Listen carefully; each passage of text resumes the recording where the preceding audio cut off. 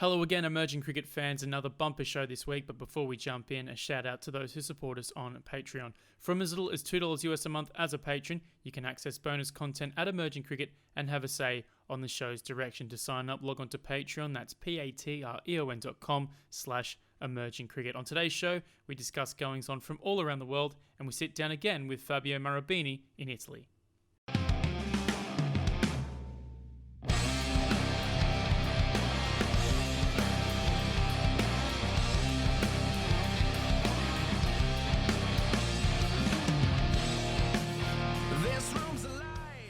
Hello and welcome to another Emerging Cricket podcast online and on Sport FM in Perth. I'm Daniel Bezic and with me are the usual suspects again. First, Nick Skinner. Nick, how are you?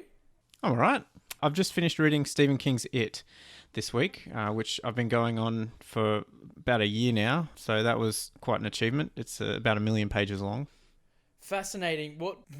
I have so many questions because you just... There's a lot to unpack here. Yeah. Here we were thinking we'd have and don't worry everyone, we do have a guest coming up. We got part 2 of Fabio, but I do want to talk about Fabio as well. But Nick, what brought? I don't even know where to begin. What? There's 2 questions. What brought it upon you to go and read it? And why weren't you doing emerging cricket work?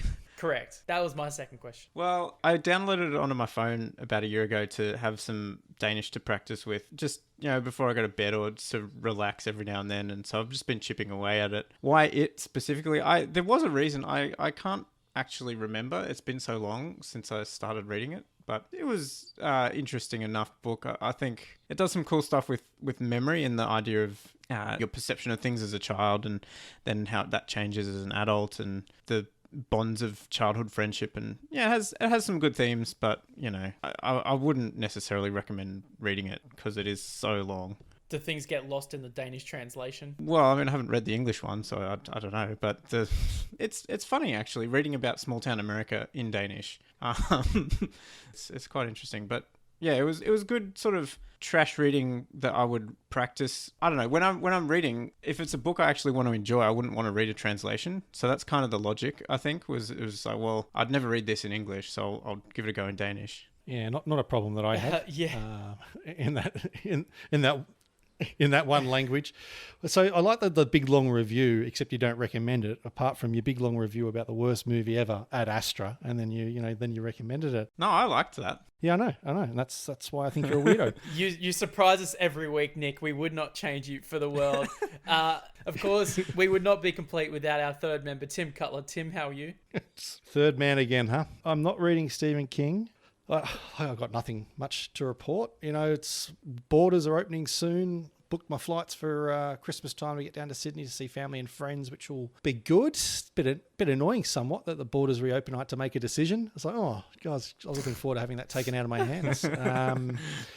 So that'll be good. Family, friends, ticking a few boxes there. It's been a while, as it has been for many, many people around the country and the world. So I'm not going to take that for granted. Yes. Take every moment I have there before back to work, back up here in Vegas in the new year. But I don't know, is there any chance of us seeing each other? I was just thinking the same thing. The stars may align. I don't want us to get our hopes up, but there is a possibility that we will all be in the same place at the same time. We'll cross that bridge when we get to it. I feel like we have the same problem every year, because I'm going up to Queensland for Christmas, but that's... Well, if you need somewhere to stay, there's a flat in West End if you need it. It's great that everyone's listening to us organising our Christmas plans, but I guess we've still got a few to go before Christmas. But sending love out to all. I know we got listeners all around the world where they may not be able to do that. So look, hope we're bringing a little bit of respite. It's quite easy being here, especially in Brisbane, to sort of lose sight of everything else is going out there. It's like sort of parallel lives, really, with what else is happening. So all the best to everyone out there in podcast land. But no, otherwise, okay. It's been a year of upheaval for many reasons. But Daniel, you've finished the WBBL, so I'd like to welcome you back. Thank you for having me back.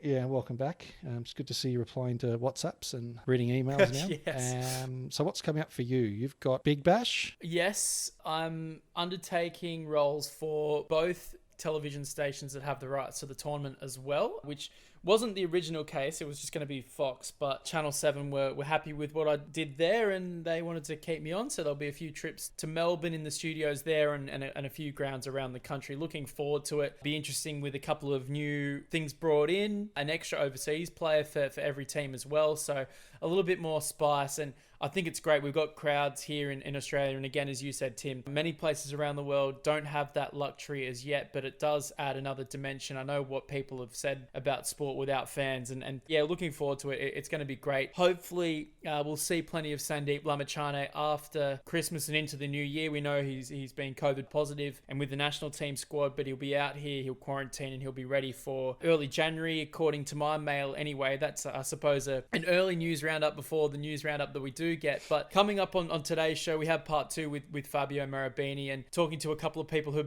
listened to last week's show that they loved what he brought to the show, and we've got more of that coming up this week. So powerful, I think, boys, and I think you guys will agree, having an Italian voice, an authentic Italian voice, talking about cricket with such passion, enthusiasm, and depth as Marabini had. And he also had arguably the best bookcase that we've had in terms of the Zoom calls. Whoa, but this is the thing, and I'm glad, Tim, you've brought the audio effect into it, because I don't want to give away too much for next week. But no, tell him. Okay, we've got a certain Gideon Haigh next week, and his bookcase, he might usurp Fabio Marabini's bookcase. Dress sense, not so much.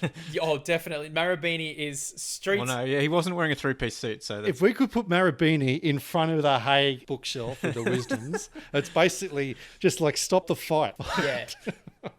As I said, we'll have Fabio in a few moments' time, but we do have a little bit of news, boys, that we do want to wrap this week, and we've got another member of a full member organisation jumping on the USA recruitment drive, I suppose you could call it. Corey Anderson this week announced that he has intentions to head over to the USA Major League Cricket. There's been a number of players over the last 12 months, even probably going back a little bit further, who have done the same. We've talked about the likes of Aslam, Dane Pete, Jihan Mubarak was another name that was thrown out, talking to Peter Della Penna about that. But again, this is, I suppose, a consequence of what USA are trying to do. We have seen a number of USA national team players come over from full member areas. And Nick, I want to start with you, because you've been doing, I suppose, an introduction to research into this with the USA and having players come from other parts of the world to join their national team and qualify for Team USA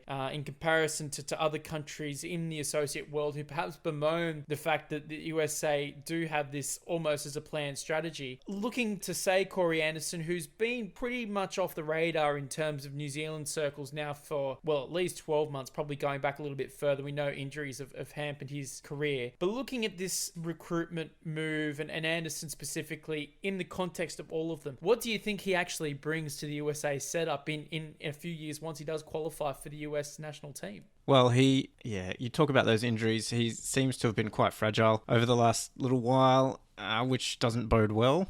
You want a guy who's going to be able to stay on the park. In terms of his performances on the field, looking at his numbers for the recent CPL, he was really struggling. And even, earlier in the year, the domestic T20 comp in New Zealand, he didn't really do that much. So I think he's been suffering from diminishing returns on the field as well. And, obviously, I don't know how much of that is to do with the injuries and various other things. But see, this is the thing. When they're recruiting ex-full member players, usually they're ex-full member players because they're not performing very well in the full member team. And so if you're picking guys who are struggling or, perhaps past their prime, like you mentioned, Jehan Mubarak there from Sri Lanka, he's already moved into coaching in Colombo. I think he coaches for one of the private schools, the cricket team there. And I don't know if getting these guys into the team is going to actually provide that much of a boost in terms of results. This is what you said. The introduction of the research I'm looking at is basically I'm going to try and figure out a way to compare the performances of these people with full member experience to those who haven't had it, and I'm not convinced it's going to make a huge difference, because I just think really if you're coming over and your career has finished somewhere else, usually that's for a pretty good reason. Corey Anderson's already in the USA, isn't he? Hasn't he been there for a while? Yeah, he's partner, I think, is American. So theoretically, he's already started his qualification and he's already been winding down his time at the same time since his last full member game. Yeah, look, there's an easy way to take it here as a passport player, recruit franchise team, blah, blah, blah. But let's be honest, English cricket has basically imported players and I mean this in the nicest possible way. The strength of their county system brought players from all around the world to relocate as professionals there. And majority of them from Commonwealth countries, granted, and also with other agreements with other, the European Union and the Continental Agreement as well. And players moved there, played for professional teams in the UK, qualified for England, played for England. So how is this any different to the USA now putting in a professional tournament that attracts players from around the world, albeit at this stage it's players on the fringes because the amount of money that's up there for the taking, and people come there, strengthen the game there and come in the system, So look, if we're not going to tear strips off the UK for it, then the same for the USA. So in that sense, it's free market. If it's a professional tournament that strengthens the game there, I think our issue is what this does to the flow of cricketers coming through minor league, major league into the American team. And is there going to be a kid that doesn't pick up a cricket bat because they see their chances to play for America diminished because they see all these players being imported? And I think that's the balance that the USA needs to get right. Players are switching allegiances and moving over there. That's great. But there needs to be systems in place that keeps a healthy tension between players coming in and players coming out through the system. And I know this is something that Nate Hayes in North Carolina is going to write about, and he's got some great ideas and putting it all together to publish on emerging cricket. But whether of how it's local players are paid, reserve places in teams for American players and American juniors, and all the way up. Once you start picking a national team, it's associate cricket. You need to win cricket matches, but it's the system that's feeding into that needs to support local players the whole way through. And that's every local player. That's not saying that we only want Americans that haven't come from expat cricket-loving families. I mean, anyone coming through the local system, because you're not going to be able to galvanize an American cricket community unless an American cricket community can unite under a team that represents them. And I know the points that Jamie Harrison brings up, saying that, a winning team will get people interested in it. And I don't necessarily see the world like that. If my national team's winning, therefore I want to be part of it. If that's enough, then maybe we're wrong. But I think there's got to be a balance there, because you don't have an established sporting culture there around cricket and around a national team. You don't even have the cricketers there. I know we've talked about it a lot, but you don't even have the cricketers there knowing necessarily that there's a national pathway, and that's what the Major League's supposed to do. So look, it's an exciting situation for USA cricket. If you're there, professional sport, it's the biggest sporting market in the world, great. But I think if you're trying to grow the game at the same time, that's the challenge they have. I continue to be positive about the ideas that the new governing body in USA is putting in place, because at least minor league and major league cricket could be seen as a bridge in the gap between the national team and local grassroots cricket. We talk to people involved and people who observe USA cricket all the time. And the big issue is something, Tim, that you mentioned just then. There isn't really an endeavour from the lower leagues and the feeder grassroots competitions around the country, because there's no connection between that and the national team. And that's not necessarily down to the current governing body's malpractice, because I think they've just inherited that situation and people are trying to throw so many things together. I think the one issue with USA cricket over the number of years that people have tried to make it work is that there are so many different people trying to accomplish the same thing through their own individual projects. There's never been a unified response and a unified effort to bring it all together. So what I'm hoping that is achieved by all of this, and I think Major League Cricket will actually be a big part of this, once it does get off the ground and we hopefully see play into the future. And we know there are so many issues at the moment that threaten to curtail that. But for me, I think that a national team can only be as strong as its domestic league underneath at a national level. And then underneath that, you have a group of leagues around that promote a certain quality and endeavor to be in that next level above. Now, for the USA, again, we've talked about it in multiple episodes. They are, everything's above board here in terms of the national team and players qualifying. They're the ICC regulations at the moment, and I'm quite liberal and open-minded about all of that. I think if you, as long as you're adhering to those rules, I think it's fair game. And the reason why I actually think it's fair game in this situation is probably a point that, Nick, you've brought up and you're actually looking into, because I don't think necessarily that it's given USA Cricket, in terms of its national team, an unfair advantage on the rest of the field internationally. I think we've seen it at World Cricket League 2. We've seen it in multiple competitions over the course of the last few years. The teams of players who are largely from native domestic backgrounds versus the USA have competed admirably against the USA, if not been better than the USA. So I think people are probably a little bit unnecessarily agitated about what the USA is trying to do. And you go to Nepal, you saw them go over to Nepal, 100% native players, they get bundled out for 35. And we saw that team, Rusty Tehran, Ian Holland was another player there. Ian Holland, who in a weird kind of tenuous link with Nepali cricketer now in Australia, Sunam Gautam. Ian Holland actually beat out Sunam Gautam to the Victorian Premier Cricket First Grade Player of the Year when they both played in the same competition. That's a good stat, Bez. But Sunam Gautam is an infinitely better player in Nepali conditions than Ian Holland. Did he go on Cricket Superstar, though? Yeah, and he definitely didn't. Yeah, Ian Holland won Cricket Superstar as well. So for me, it's a horses for courses situation. There are so many factors in this, people barking up the wrong tree. But to bring it back to USA again, they can do whatever they want. If they think it as long as it's above board and they think it's going to help cricket in their country, honestly, go for it. For more info, head over to emergingcricket.com for the latest news in the emerging game. But for now, part 2 with Fabio Marabini. Hi iedereen, dit is Paul van Meekeren, fastbowler van Nederlands Elftal en je luistert naar Emerging Cricket Podcast.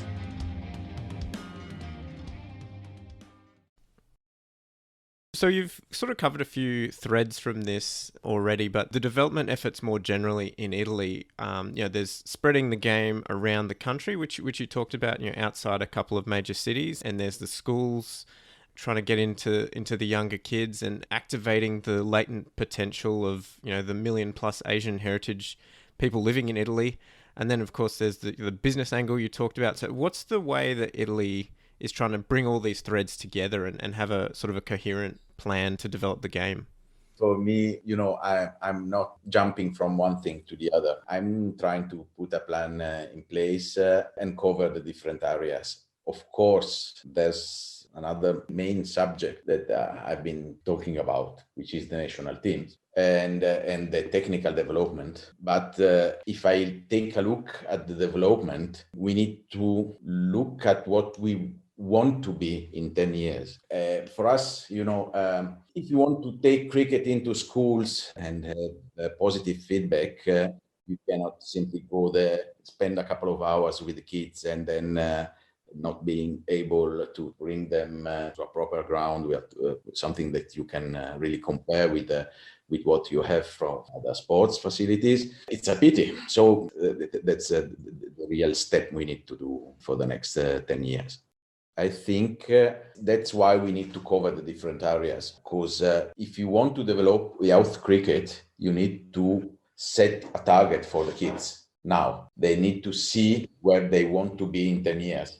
If you want to develop ladies cricket, you need to make them aware of the straight pathway they can have for global events like ICC tournaments or World Championships. If I want to develop a facility, I need to convince my board that the investment will pay a reward into technical growth overall and numbers growth overall. So I'm trying to focus not just my ideas, but also to convince other members of the board that it must be some kind of crossfire pointing to the same goals that are there in the middle. And if you set goals, of course, you need to approach it as an investment and spend money. As you know, you cannot avoid to spend money. The mission is clear, the statute is clear, and if you pay peanuts, you get monkeys. So paying a coach is necessary. When I embraced the role, in my country, the position of the employees were not clear. And that was painful to understand, painful also in terms of money, because the budget wasn't set in order to have happy people working for the federation. And if your people working in your federation is not happy, how can you develop cricket from there? So we started with a new governance. We managed to change contracts for the employees, and we started to pay them properly. Then we managed to set goals for every single area, and we have specific commissions for school, for youth cricket, for women's cricket facilities, and for rules and regulations. We have a technical director now, which we already had, but it was a time where the technical director did everything. He was also managing the statistics of 4 different or 5 different championships. So now we are really approaching everything very much professional. We have now set specific goals, as I said you earlier. Technically, we know where we want to be in 10 years. And if possible, of course, I would say it's the Olympics. But in any case, I think that Italy, by the technical side at the moment, could field a team which is among the 15 best, say between place number 12 and number 15. We have been playing in the past at the same level of Oman, Cricket Ireland, Scotland, and so on, Netherlands. So we still could play at the same level. Of course, we rely on passport holders at the moment, but at least with passport holders, we could set a benchmark, and with the new facilities, we could help to raise the standard locally at the same level of the passport holders we have in Australia or in UK. Of course, we need some guidance for that. We have our own ideas, but we think that we will be able in 2 to 3 years to put a specific brand of cricket, of Italian cricket, the same way we have for football, and I hope it will be better than the rugby. With all due respect to our rugby coaches. I think we have big improvement margins, and there's a lot of room, especially for Italy in the shorter formats, I would say. But I'm quite sure that the biggest improvement will come in ODI, because it is where I feel that luck doesn't always pay. If you lack technique in the longer formats, if you lack, I would say, awareness, if you lack strategy, you go nowhere. And in some terms, we have people here who have huge experience of county cricket or first grade cricket in Australia, first class in South Africa as well. So we put them together, and we hope to have the best possible mix. I always tell to my coaches that I'm looking at a cricket model like Brazil used to be for football, or Cuba for volleyball, because they have all the players spread worldwide, and they never are able to coach them at the same time.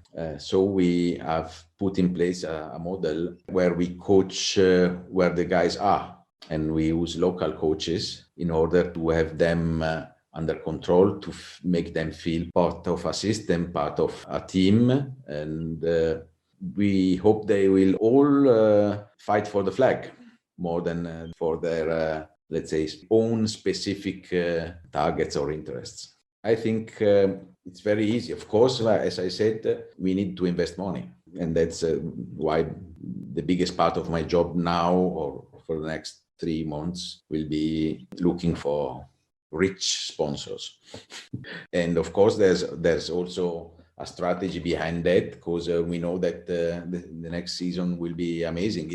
Even if not completely COVID-free, we've been able to play more than 250 games here in Italy this summer. From late July, say we lost already 3 months, to mid-November. And it's a huge amount of cricket. And we haven't had a single case of COVID. We had one, but we know that wasn't cricket related. So I think that once we've put in place a fair protocol, everybody approached it with a smart approach, I would say. And everybody's understood that it was crucial to not underestimate the risk. And we had a lot of fun. I think that was one of the best seasons we ever had. Everybody enjoyed the organization. We have improved a lot in terms of feedback regarding the umpiring. We have managed to put a lot of new pitches around, and that also was appreciated because, of course, when you play on an almost decent AstroTurf, you already did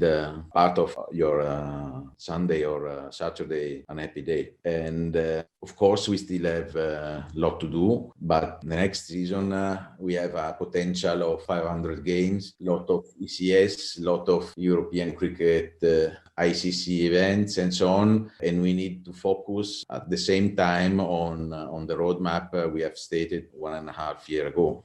Of course, that suppose that I'll be there after March because we have new elections. But I think discussing with ICC guidance people, we feel we are doing a decent job at the moment. Numbers are good in terms of control, I mean, and I think we can only improve from that for the next 40 years. One of the interesting stories that we've seen come out is that cricket in Italy has been used as an integration tool to help refugees, become part of the community. So talk to us a bit more about that program with the refugee cricket initiatives. From my perspective, it's always better to talk about cricket as a sport than an integration tool, because we've been talking about it as an integration tool for the last 30 years. And now is maybe the moment to talk a bit more about the sport. But nevertheless, we feel that's also a big opportunity. And, we have discovered some talents in the migrants, those kind of compounds where they put all those people in. And I remember an Afghan guy who, at the end of the story, he made it to the Afghan national team. Didn't manage to play internationally, but he was in the setup, and he's been playing half a season with us in my club. And it's amazing because you see that I've been in those centers many times, because I loved not just to be in touch with different people from different cultures, but also if you can help, that's a big opportunity. It's not a matter of marketing anymore there. It's a matter of humanity. And you see people who are there just turning their fingers around because they are not allowed to work, because until they don't have the process for the papers and so on fixed, it's impossible for them to apply for a job. And you go there with a bat and a tennis ball, and you see smiles around you. You give them your old kits and they are happy with that. You find even, as I said, amazing players, people who have been playing college cricket or school cricket or decent cricket in the countries of origin. And so it makes all the migration story different from our perspective. I don't think they are a resource for Italian cricket, but they are an opportunity for sure in terms of, let's say, implementing the integration policies that we have in place in our country, and giving them an opportunity to feel themselves a little bit more at home, and to see the possibility also of a pathway going to normality, a job, enough fun in the weekends or when they have the possibility. And I don't think it's unfair to say that, of course, the government here doesn't have a clue.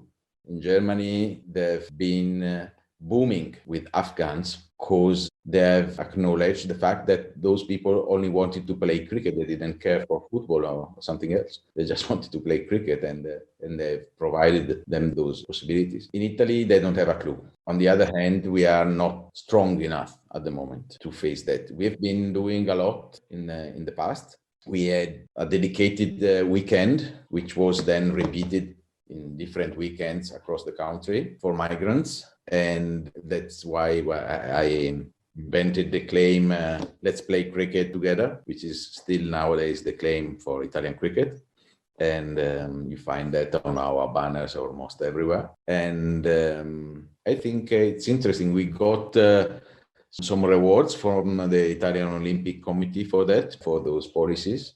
Of course, is a very small project, but there's also the opportunity, European money involved in those kind of projects. And I don't think that the European countries should rely on that money for their development of cricket.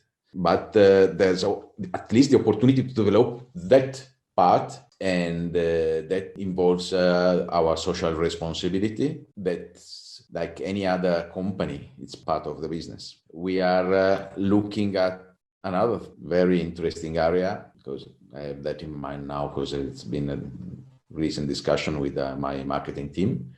Still, in terms of social responsibility, we are looking at green cricket policies. Say, each bat I broke, I plant a tree. So I have many broken bats in my garage. So Oh, don't we all? Thinking of where we could go with that, you talked about your time as president and elections in March, and you just talked about a lot of broken bats. There's a lot of ways to segue into ICC politics. We've just seen a new ICC chairperson elected. We had the associate rep as interim and fighting it out, Imran Khawaja from Singapore. We now have Greg Barclay in the seat after being elected being elected from all around the world because they weren't in one room. But how do you see this change affecting cricket's development from an associate point of view? A friend of mine said facts first. The last months with Imran in place as interim chair have been pretty interesting, I would say. Having the IM representative chair for a while has allowed certain openings, I would say, towards the IM. For me, Imran would have been the perfect person, because he's very inclusive. Of course, he's been part of a certain establishment, I would say, but always taking care of the minnows, as we are. I would not say that the new chair is the wrong person. He's a sportsman, I would say. He's coming from rugby, so sportsmanship belongs to his background, for sure. He's a New Zealander, and I trust New Zealanders much more than you do. You did get a slice into the Germans before, so that's fine. Look, I have an affinity for Kiwis, but so that's for another podcast. I mean, if you see that the Kiwis have dealt with the COVID-19 rather well with a she prime minister, I was not surprised by the efficiency, and I hope they will do the same for cricket, even without ladies involved. If it was for me, I would put a lady, because ladies normally are much better than men are in cleaning the mess. There was some talk of Indranuri running, but it didn't pan out. Well, that would have actually been someone that was independent, not jumping from the chair of a board straight into an independent seat. Anyway, this is Fabio's show. You keep talking, Fabio.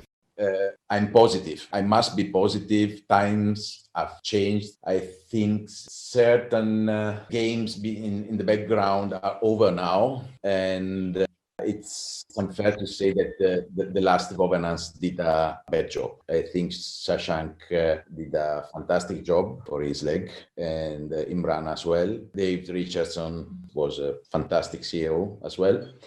And of course, they did their job. They took care of their own interest. I wouldn't be surprised of anybody else doing any different. But they have pushed the pedal in globalizing the game, and they have all been fans of the Olympics application. And they have all been fans of a fair approach towards pathways for growth for smaller countries like Italy is. They see the potential, now. And I've been surprised by the acceleration we've seen in the last 30 days. The pace has now been set, and I will not be surprised if we have some nice surprise in the next 9 months. That sounds ominous.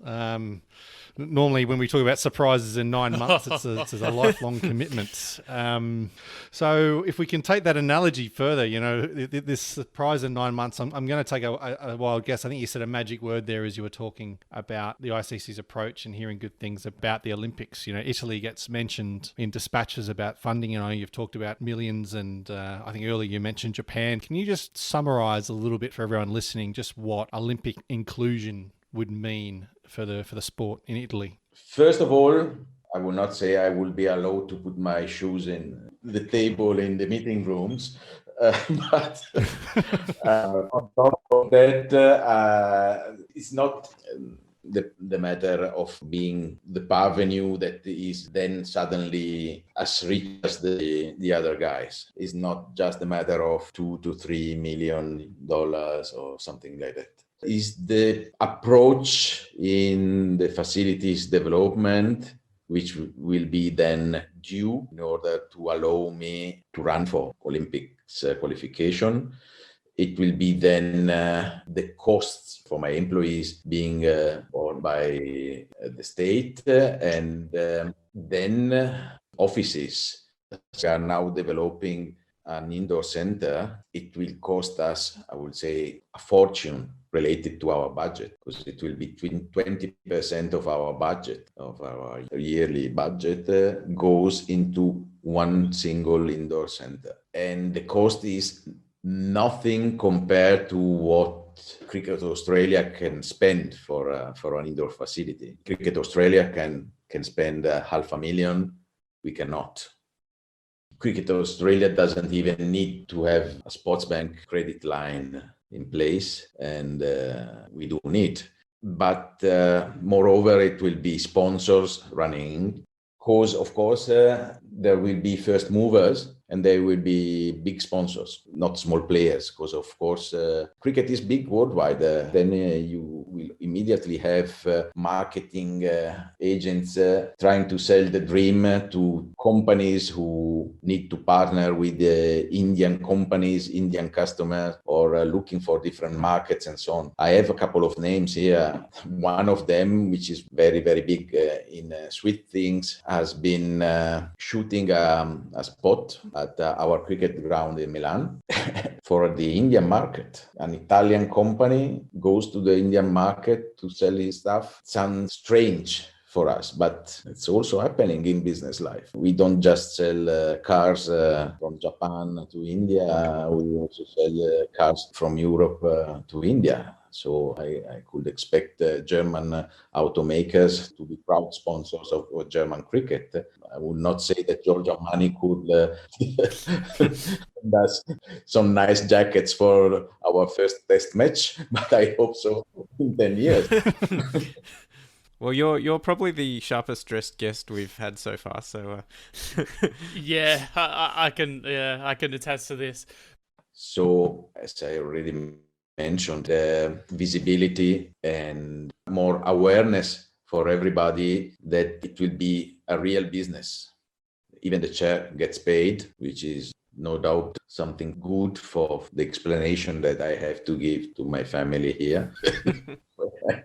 Spend my time or my weekends, but it's always a way to explain how serious this could be in a football country like Italy is. If you're working into a football environment in Italy, is very normal, and if you're a player, even at the fourth division level, you can earn money. In cricket, you don't earn money at the moment, and that will allow to play professionally, to professionally plan their careers, invest in coaching kids in order to be an Olympic champ in a few years, or a professional player in a few years. The same way happens for many other sports, for skiing, for tennis, for golf, very, very similar. I don't think that a Brazilian kid, well coached, would be any worse than an English talented guy. That's very clear for me. That will really help globalize the game. That will really help to see then the growth of countries where there's already a fitness coaching culture. You've seen that. I think that's also scary for countries like India, Pakistan. They had a certain heritage in hockey, as you might remember, in the 70s especially. And then suddenly it happened that hockey was played from not on turf anymore, but on a synthetic turf. And so countries like Germany or Holland exploded because they were physically well coached, well trained, fit, and their facilities were better. So we can close the gap. That's my idea. In 10 years, I think if we go to the Olympics in 10 years, we will see many different countries in the top 10, with all the due respect to countries like, I don't, if you pick the list, you already understand. I don't think that picking a decent coach at a decent budget, you can get any worse result because you lack cricket culture in your country. You pick individuals well, and the right coach, you have amazing results everywhere in the world. So I trust the Japanese with all the amount of money they could rely on, could do a fantastic job. They already do, and they've done a fantastic job in Japan in the last years, and not just in terms of promotion, but also in development. With the budget, you can do plenty of things, and it's not just schools or youth. You can really improve technically. You can really set up fantastic coaching staff. You can involve professionals, and as I said, you pick 10, 15 fit kids, 7 years, 8 years, and you coach them for the next 10 years, you will have a very, very strong team in 10 years after, no doubt. Yeah, the Olympics is one thing that basically everyone we talk to in associate cricket, that's the thing that they say will make the biggest difference a lot of the time. Yeah. So we've only got a couple more questions. But if you could change one law in cricket, what would it be and why? So I'll give you a couple of moments to think about that if you want, Fabio. Mankad. Yes. Completely abolish. Right. What's the solution then? Just go back to the former version. So what if batsmen are running out, backing up too much? I don't know. I would say warning for the first and penalty runs, huge penalty runs. Okay. It pays much more than something else because he's aiming for an extra run from an unfair position. If he gets 10 penalty runs or 5 penalty runs, his scope will be immediately, let's say, reduced at a lower level. In my point of view, it's unfair the way bowlers apply that because if you're in the bowling stride, it's impossible to mankad. Yeah, I see where you're coming from. And if you're looking to bowl, you're bowling. So you want to stop like fake bowling, basically. Yeah, exactly. Yeah, I do. I definitely understand that idea of it because when you're mankading, it's almost like you're looking to do it. You're not looking to bowl first. You're looking to run out first, bowl second. Yeah, it's not a bad idea. I think, penalising batting teams for stealing too much ground instead. If you're stealing one run and you're getting 5, think the bat will stay inside the crease. So you think that having the penalty runs will be something that people are more willing to actually apply because there's always the reluctance to do a mankad, and so that's why the batsmen never get punished because nobody actually mankads them, and so then they just keep trying to steal runs. It's a matter of approach. It's the way you've been taught to play cricket. I never see mankads from certain kind of players, let's say. I will not take or point my finger at international players or certain countries, but I don't think you see that much mankad certain players, I would say, because they've been taught that is unfair. It's simply not cricket, and what's not cricket is not fair. And I think, of course, that stealing the run is unfair as well. So to balance, the bowler has the possibility to, let's say, appeal and say, okay, take a look what he's doing. The umpire has to warn the first time and apply the rule the second, simply giving the penalty runs. I don't think that's unfair. Once you're aware, you don't see how many penalty runs you see applied in normal games.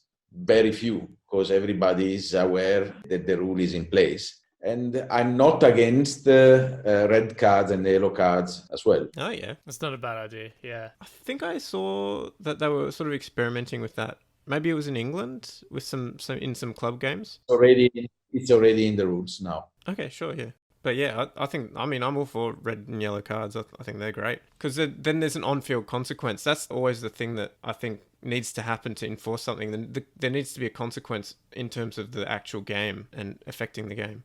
Of course, any kind of unfair behavior must be punished. Should it be aggression towards opponents or umpires, or sledging beyond the limits, appealing beyond the limits, which is another thing which I don't like at all. When I see people screaming for a ball that was clearly going outside the leg, and I say, well, why then? Because the bowler is the first who should be aware that you appeal, but you don't get an LBW because you're screaming more than the... Yeah. And of course, I always have the impression that when the umpire is in a bit of a weak position, maybe because of former decision against the bowling side, he feels that kinds of pressure. And that's used in the wrong way. So I would also punish maybe more over appealing. Yeah, I don't know. Well, from my time as an umpire, I always felt, this might just because I'm a bit of a contrary person, but whenever they were appealing too much, my first thought was, well, I don't want to give anything to you guys now. Like, it's obviously that's the wrong way to go, but that was my first feeling about it. No, I never appealed screaming, never in my life. I'm a part-time bowler. Aren't we all? Full tosses caught on the boundary, yeah. No, that kind. But simply, I was the opening batsman of my club, so I was not supposed to bowl that much. But I've been bowling a while more in social games and so on. But when I was appealing, I was simply using my normal voice. How's that? I think screaming is useless. You just have to say your umpire. That's a question. It's not. You're not an animal, I would say. Yeah, agreed. Well, Fabio Marabini, thank you so much for joining us here on the Emerging Cricket Podcast. Great to have you on, talking all things Italian and European cricket. Good luck with everything into 2021 and beyond. Hopefully we see you in the same position next year as well. And once again, good luck with everything going on. Many, many thanks again, and hope to see you soon, maybe in 2022. Ciao, bye.